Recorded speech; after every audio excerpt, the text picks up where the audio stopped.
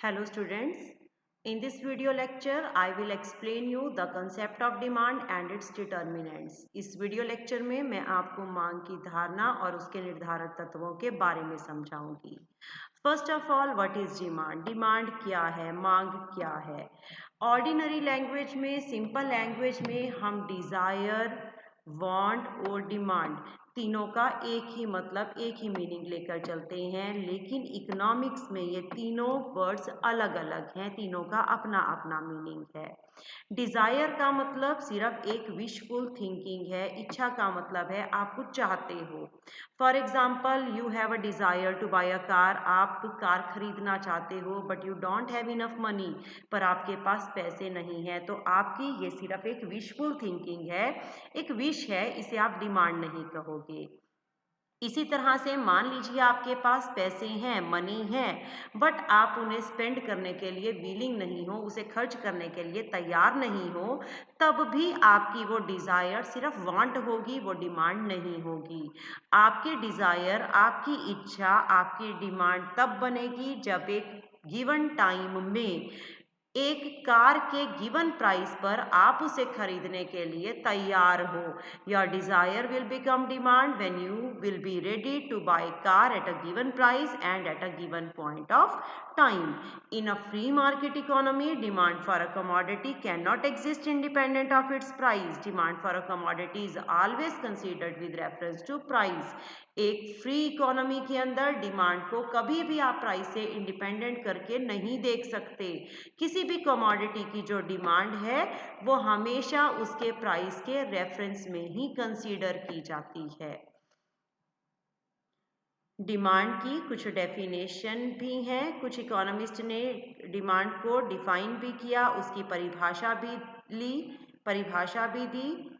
जैसे कि in the words of Ferguson के according, demand refers to the quantity of a commodity that the consumer are able and willing to buy at each possible price during a given point of time, period of time, other things being equal. अन्य बातें समान रहने पर किसी वस्तु की एक दी गई कीमत पर एक दिए गए समय में जितनी क्वांटिटी को, जितनी मात्रा को कंज्यूमर खरीदने के लिए एबल भी है और विलिंग भी है, इसका मतलब उसके पास उतनी मनी भी है और मनी को खर्च करने के लिए वो पर्सन विलिंग भी है उस प्राइस पर, तब आप कहोगे कि वो पर्सन उस गुड की डिमांड कर रहा है।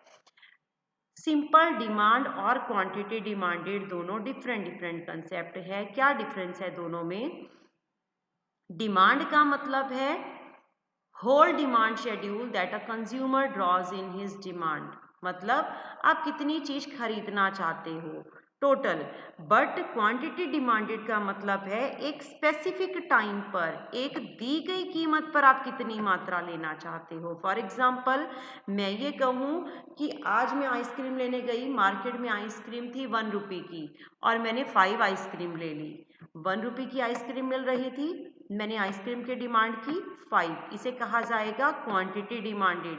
एक पर्टिकुलर प्राइस पर आप कितनी कमोडिटी खरीदते हो, that is quantity demanded. Suppose मैं नेक्स्ट डे जाती हूँ, आइसक्रीम जो है वो 10 रुपीज़ की हो जाती है, तब मुझे लगता है प्राइस बहुत ज़्यादा है, मैं सिर्फ एक ही आइसक्रीम की डिमांड करती हूँ।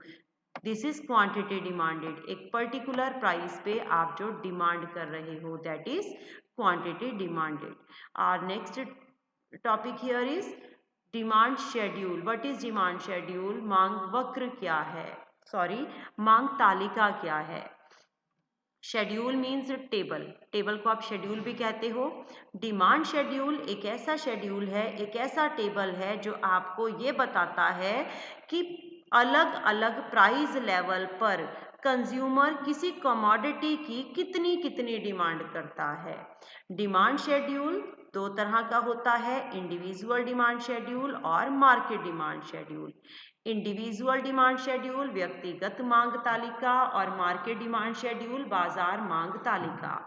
Individual demand schedule, suppose market के अंदर सिर्फ एक ही पर्सन है, तो उस एक सिंगल कंज्यूमर की, एक उपभोक्ता की अगर आप मांग लेते हो, डिमांड लेते हो और उसका एक टेबल बनाते हो कि अलग अलग प्राइस लेवल पर वो पर्सन कितनी डिमांड करता है, तो वो इंडिविजुअल डिमांड शेड्यूल है। पर मान लो इकोनॉमी के अंदर या मार्केट के अंदर दो कंज्यूमर हैं और आप दोनों की डिमांड को प्लस करके डिमांड देखते हो तो वो मार्केट डिमांड है, वो बाजार मांग है। सबसे पहले हम ले रहे हैं इंडिविजुअल डिमांड शेड्यूल, व्यक्तिगत मांग तालिका। क्या है, मान लीजिए हम अपने आप एग्जांपल ले रहे हैं। सपोज ये आइसक्रीम है, मार्केट में आइसक्रीम का रेट 1 है, एक ही कंज्यूमर है, वो मार्केट जाता है, उसकी 4 यूनिट की डिमांड करता है। नेक्स्ट वो जाता है, मार्केट का प्राइस 2 हो जाता है, वो डिमांड कम करके 3 कर देता है। अगेन प्राइस बढ़ जाता है, वो और डिमांड कम कर देता है। यहाँ सिर्फ प्राइस और डिमांड का रिलेशन लिया गया है, अदर फैक्टर्स जो डिमांड के ऊपर अपना इफेक्ट डालते हैं उन्हें हम कांस्टेंट अज्यूम करके चलते हैं। अभी आगे हम देखेंगे कि और कौन से फैक्टर्स होते हैं जिनका डिमांड के ऊपर इफेक्ट पड़ता है। अगेन नेक्स्ट, सपोज मार्केट का प्राइस और इंक्रीज हो जाता है, वो पर्सन और डिमांड कम कर देता है।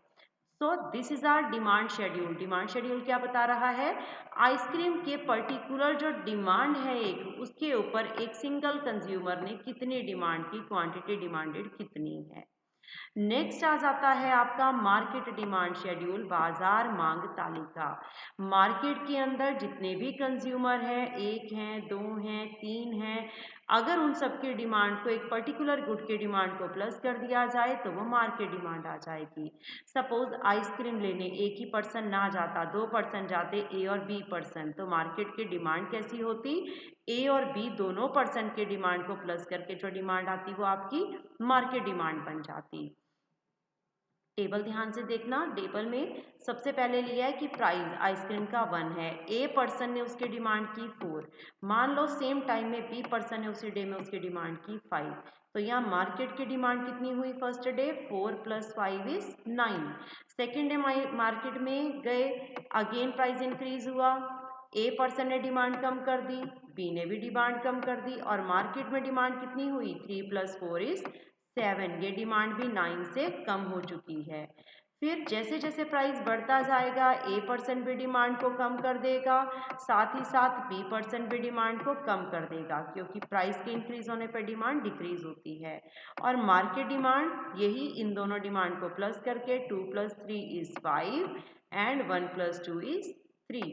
रिलेशनशिप क्या आया, जैसे जैसे प्राइस इंक्रीज हो रहा है इंडिविजुअल डिमांड भी डिक्रीज होती है, साथ ही साथ मार्केट डिमांड भी डिक्रीज हो रही है, ये भी कम हो रही है। डिमांड शेड्यूल के बाद नेक्स्ट आ जाता है डिमांड कर्व, मांग तालिका के बाद अगला आ जाता है मांग वक्र। मांग वक्र क्या है, demand curve is the graphical representation of demand schedule.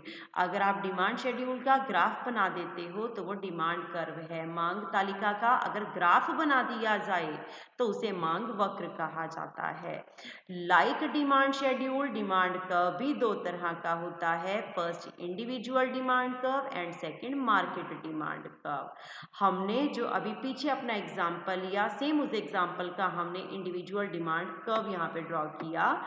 X axis पे हमने लिया क्वांटिटी डिमांडेड को, आइसक्रीम की क्वांटिटी, और वाई एक्सिस पे हमने लिया प्राइस।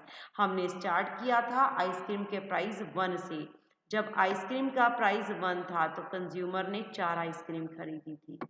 जैसे ही प्राइस इंक्रीज हो गया था 2, उसने डिमांड कम करके 3 कर दी थी। अगेन प्राइस इंक्रीज हुआ था 3, तो उस पर्सन ने डिमांड 2 की।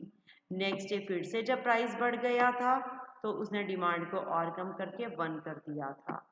ये चारों पॉइंट को ज्वाइन करके जो लाइन आई, ये आपका है डिमांड कर्व। कौन सा डिमांड कर्व है ये, इंडिविजुअल डिमांड कर्व। और ये कर्व कैसा बना, डाउनवर्ड स्लोपिंग, लेफ्ट से राइट में ये नीचे की तरफ आ रहा है। क्यों आ रहा है, क्योंकि हमें बताता है कि प्राइस में और डिमांड में नेगेटिव रिलेशनशिप है। प्राइस बढ़ता है तो डिमांड कम होती है, प्राइस कम होता है तो डिमांड बढ़ती है। when price rises demand decreases and when price decreases then demand increases.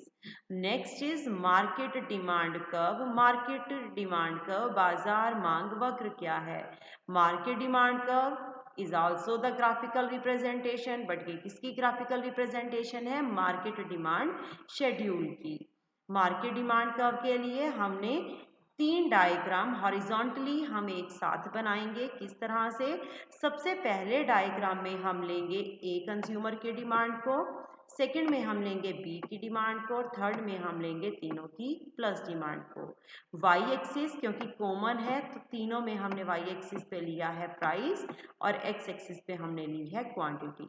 सबसे पहले जब आइसक्रीम का प्राइस 1 था तो ए कंज्यूमर ने डिमांड की थी 4, सेम पिछला जो हमने शेड्यूल टेबल लिया था।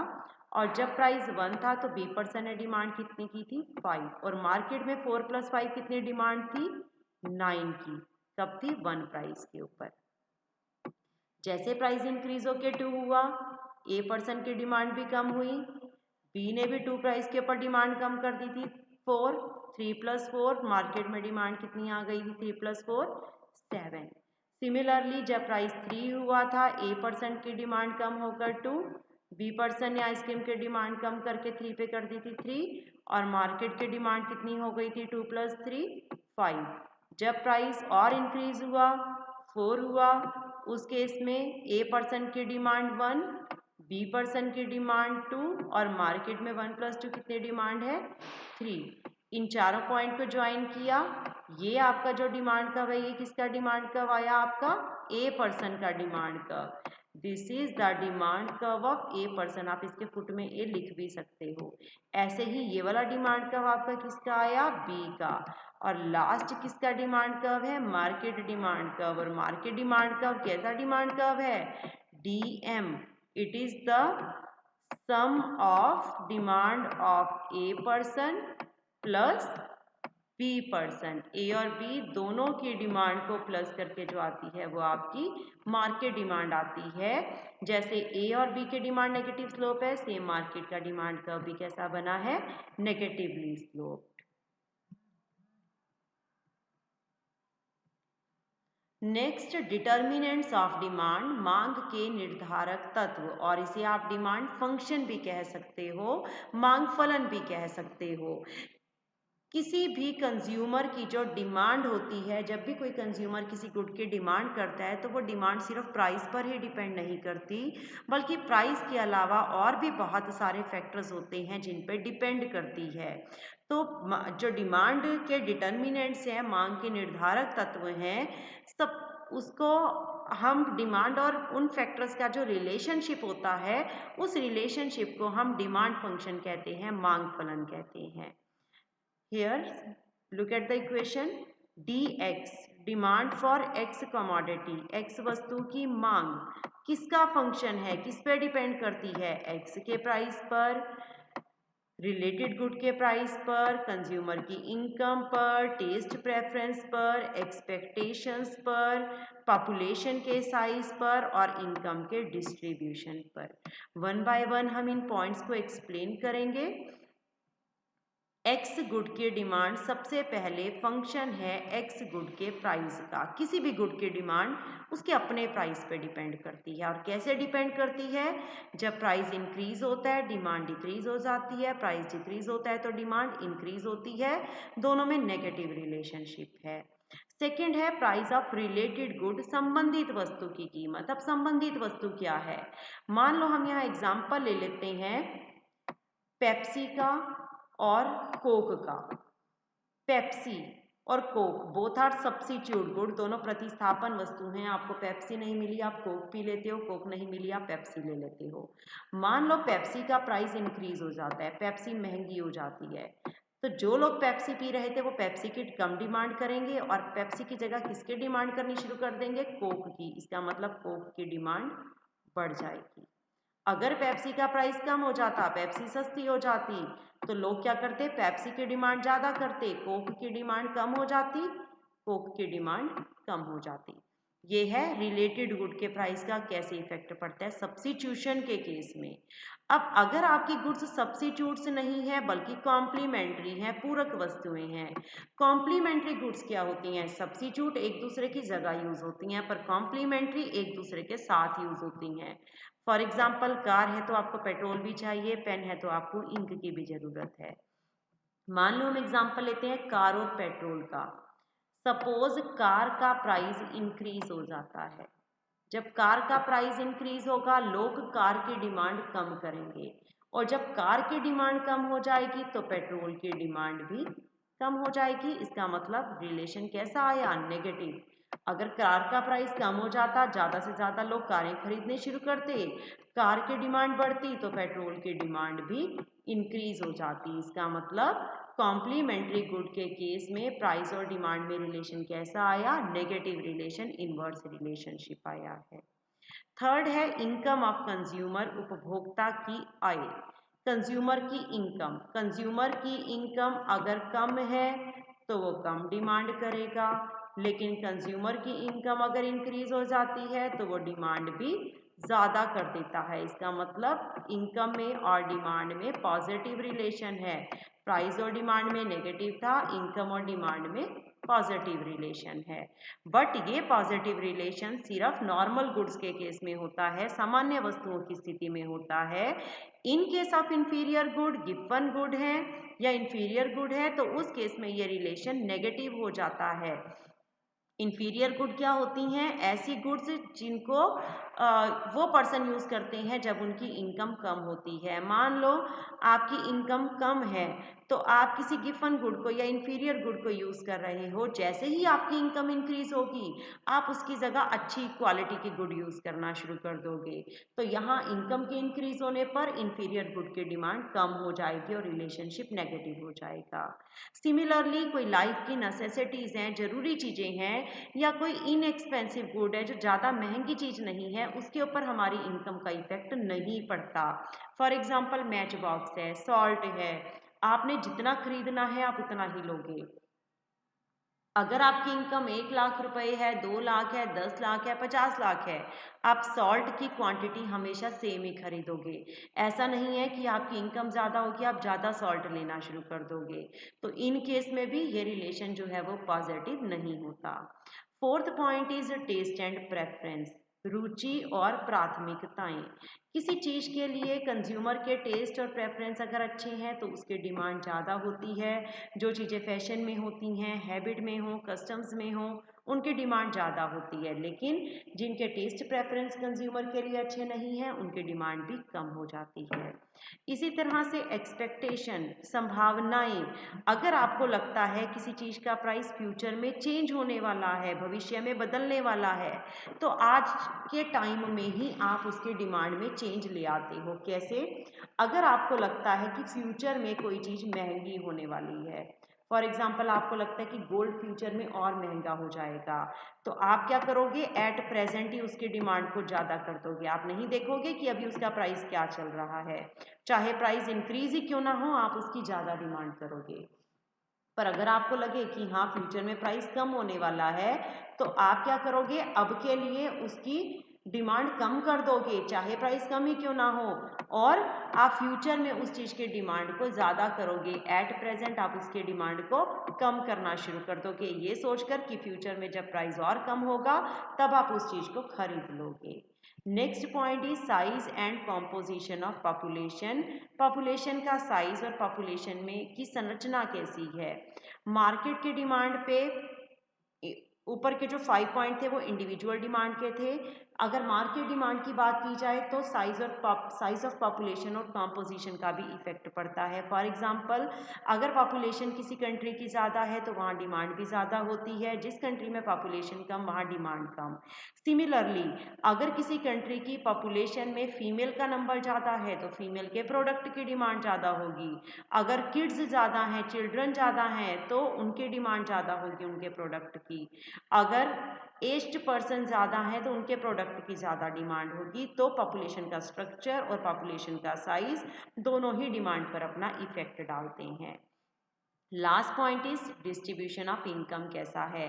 अगर आपकी कंट्री के अंदर या सोसाइटी के अंदर इनकम का डिस्ट्रीब्यूशन इक्वल है तो हर पर्सन डिमांड करेगा, डिमांड इंक्रीज होगी। लेकिन अगर इनकम डिस्ट्रीब्यूशन अनइक्वल है तो डिमांड जो है वो कभी भी इंक्रीज नहीं होगी। तो ये कुछ फैक्टर्स थे जो डिमांड के ऊपर अपना इफेक्ट डालते हैं। Thank you so much.